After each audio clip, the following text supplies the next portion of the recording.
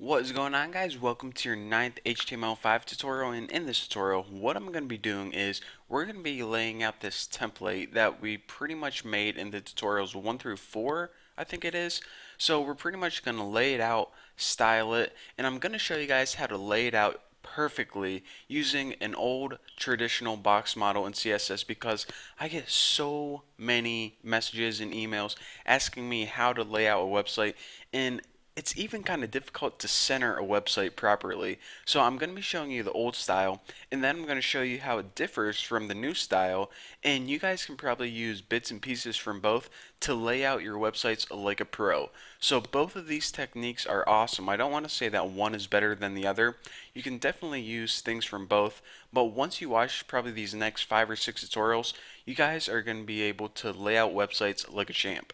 So the last thing I want to mention is, yes, we are going to be going over, the canvas and geolocation and all that good stuff, but I want to cover the core basic fundamentals first before we jump into that really advanced stuff. And also, I'm going to be moving to New York this weekend, so if you're watching these tutorials as I upload them, I just want to let you guys know that I'm shutting off my internet tomorrow, and it won't be on for like a week or so while I, transition, make the move. So anyways, enough talking. Let's go ahead and start laying this stuff out. So the very first thing we need to do is we need to surround, well, I'm going to go ahead and minimize this head. We really don't need it.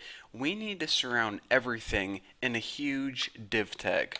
So I'm going to be putting my div tag right under the body, and I'm just going to give it an ID of, let me see something I can remember. ID equals big, not bog, big underscore wrapper.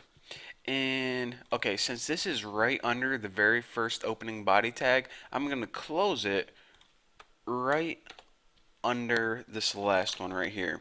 And a cool thing, if you go ahead and highlight your div tag, and if it turns purple, that means that it has a matching div tag somewhere. So if you're working in a small window like this, or if you just want to go through and make sure all your tags match, you can do that. Nice little tip. So anyways, now that it turned purple, again, basically we're surrounding our entire main content with this big div tag, and that's so we can center the website later on. So don't forget that, and also don't forget the name of it. Now all I'm going to do is I'm going to go through each one of these tags, these HTML5 tags, and give it an ID. And an ID basically lets us reference it whenever we're working in the main CSS file later on. So I'm going to name this header top header, and I probably need the ID. And actually, I think I'm going to do this. Just go ahead and copy this bad boy so I don't have to type all that over and over. Alright, so header is top header, and then for my nav, we need ID for this. Now the navigation, I'm going to just call top menu, I guess, since that's where all my links are. And for this section, I'm just going to call it main section. Pretty creative with that one.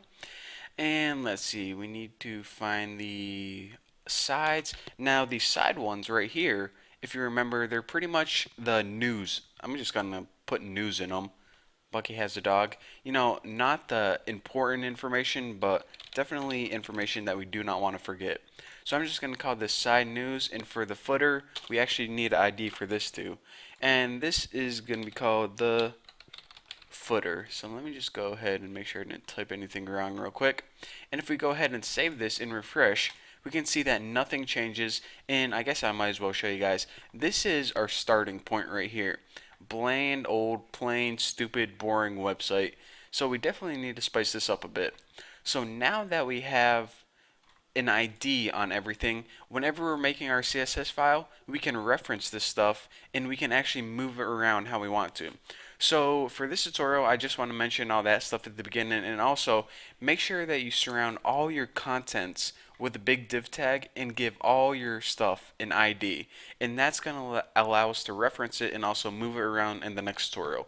So we have a lot of CSS and styling to cover in the next tutorial, so I'm going to be saving it for then. So for now, thank you guys for watching. And also, if you need any of this code, again, I'm going to be posting it all on my forum. So anyways, thank you guys for watching. Don't forget to subscribe, and I'll see you guys later.